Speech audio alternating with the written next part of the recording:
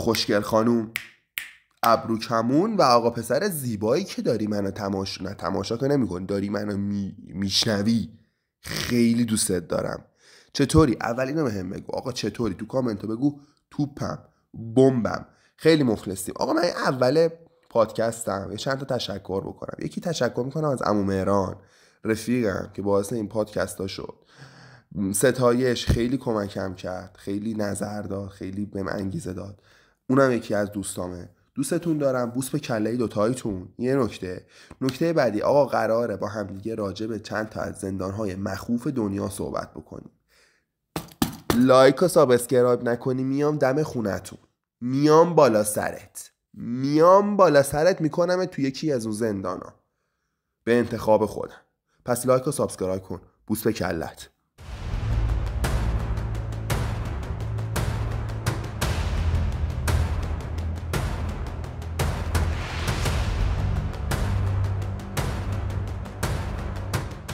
زندان اول، اردوگاه 22. اسم اصلیش کوان لی 22 هستش. 22 توی کره شمالی.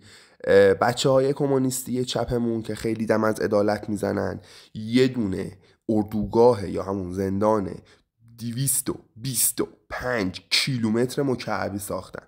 کلاسو، یعنی ببین از اصفهان تا دانشگاه مکه نجف آباده نزدیک به 25 کیلومتره. تو ببین چند بار میشه رفت و برگشت. بگذاریم که این کاملا با بیرون خودش ایزوله شده.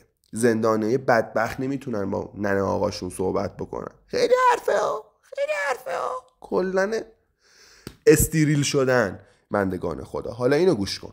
چند تا لایه اسمش چیه این سیم خاردارا رو کشیدن دور زندان. تازه برق با ولتاژ 3300 وصل کردن. بازم براشون کم نبوده، تله امنیتی هم گذاشتن.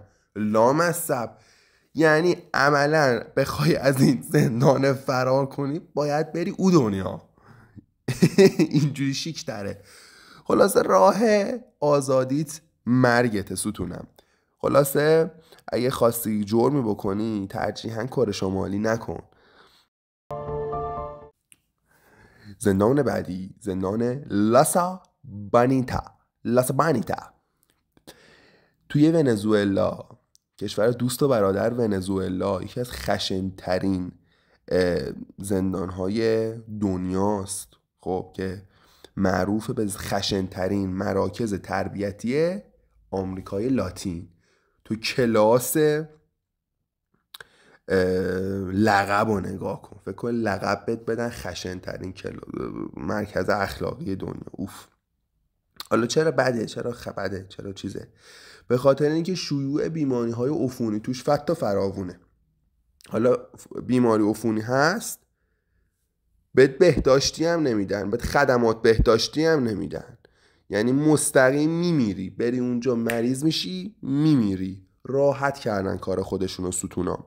علاوه بر اینا با اینکه زندانه ولی حمله اسلحه توش فتا فراوون زیاده. تو سال 2014 196 تا زندانی کشته میشن، 624 نفر هم مجروح میشن. یعنی اگه خود دولت ونزوئلا تصمیم میگرفت اینا رو بکشه به خدا 194 تا نمیشد. ببینه با هم دیگه چی کار کردن. خب زندان بعدی زندان گیتاراما هستش. خب زندان گیتاراما یکی از ترسناکترین زندانهای دنیاست. حالا کجاست؟ تو تایلندی که همه میرن اشغال. ببین چه زندانی داره. گوش بده. معروفه به چی؟ به جهنم زمین، به جهنم روی زمین معروفه.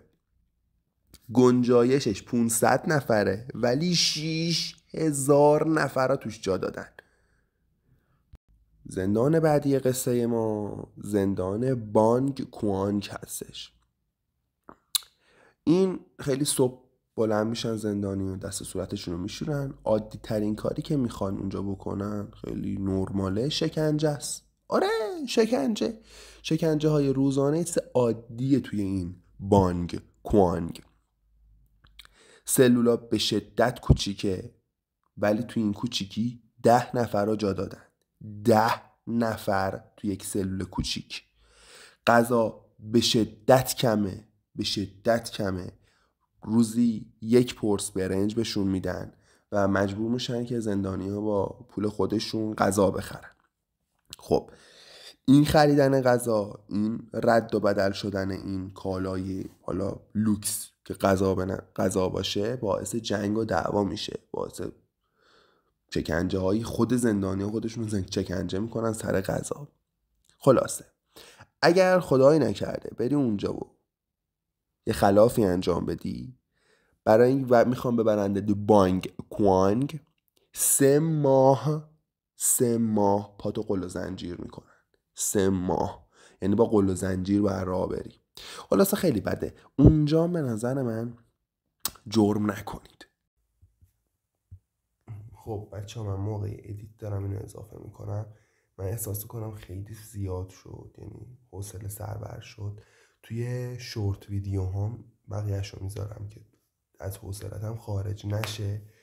بوس به کله زیبات. بچه ها سابسکرایب کنید، لایک کنید. خیلی دوستتون دارم.